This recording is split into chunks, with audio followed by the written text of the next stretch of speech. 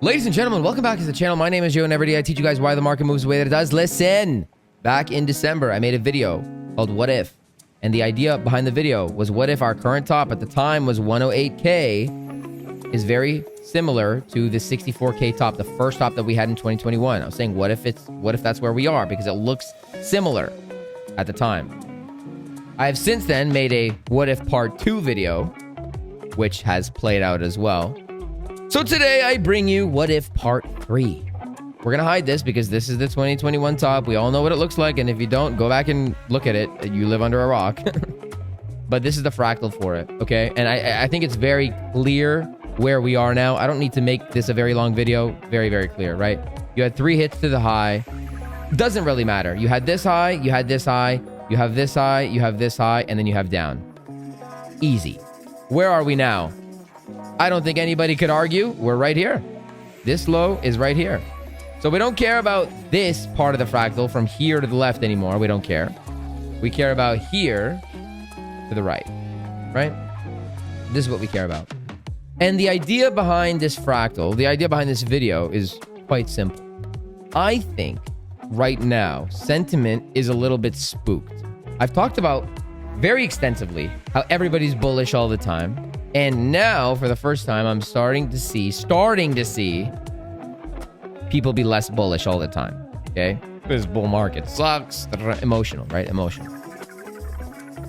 What happens in this level? You form a range. You form a range, right? You form a range. You got a range going on right here. What happens when you're at a macro low? You will typically accumulate, right?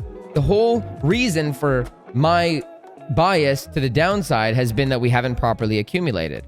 Well, this is a nice accumulation. You have your first tap. You took the first tap, some months later. You had your third tap, and then up and away you went. And then, you went to a new all-time high from there.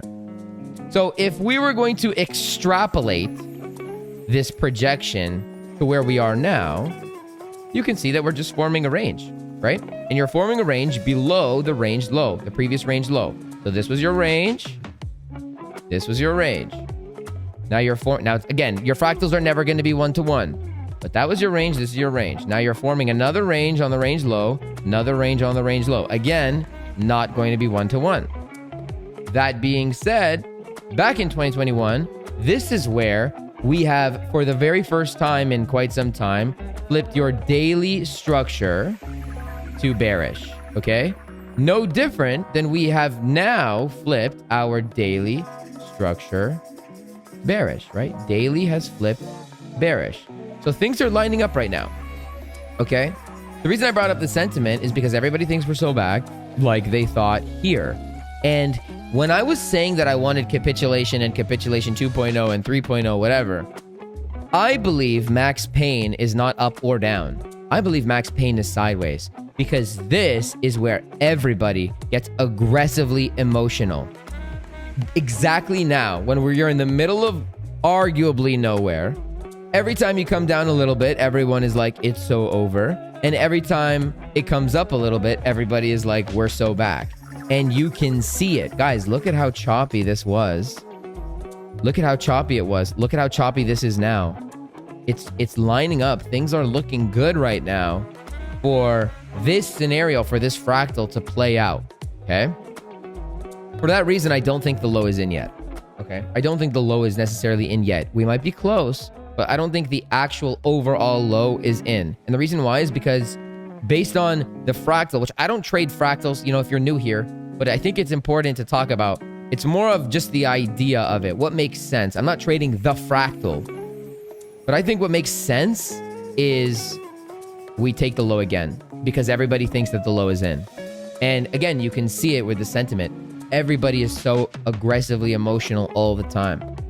So what I'm doing, and what you should always be doing anyways, fractal or no fractal, is I'm going to play the range. Okay, I'm going to play the range. And I actually think that this range is macro bullish for Bitcoin.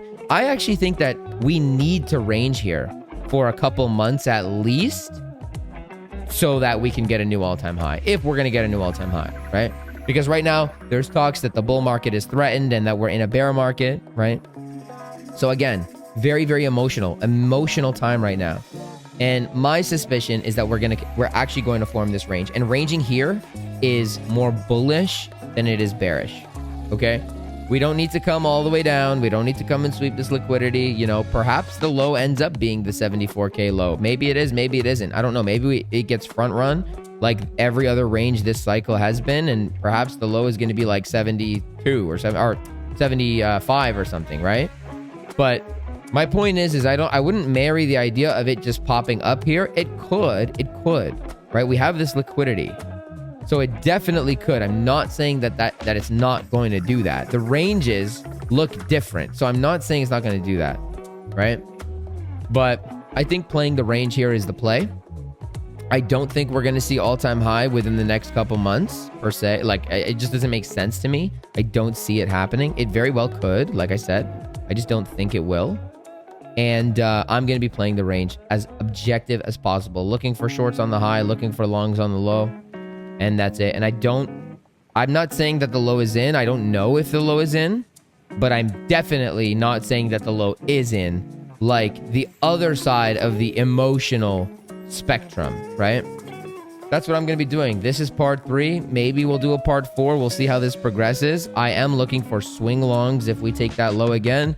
I do think that there's a pretty high probability of us taking that low again. But as you can see from this range here, I mean, this range took time, right? Like, let's actually go to the actual, let's go to it. So 2021, the first top. Okay, where are we here? The first top. And then we ranged down here for 2 months. This range was 2 months long, give or take. Or more than that. Half a year. No, 2 months, 63 days. 2 months, 3 months, 2 to 3 months. 2 to 3 months. I think we ranged for 2 to 3 months. When is that now? We're in March. We've been down here for how long?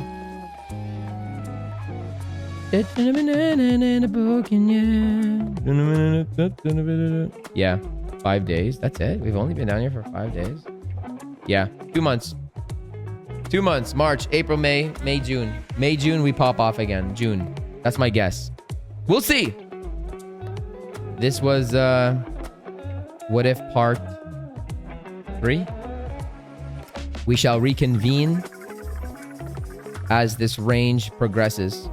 My recommendation, don't get aggressively bullish, don't get aggressively bearish. That's it for today's video, guys. I will see you in the next one. Bye.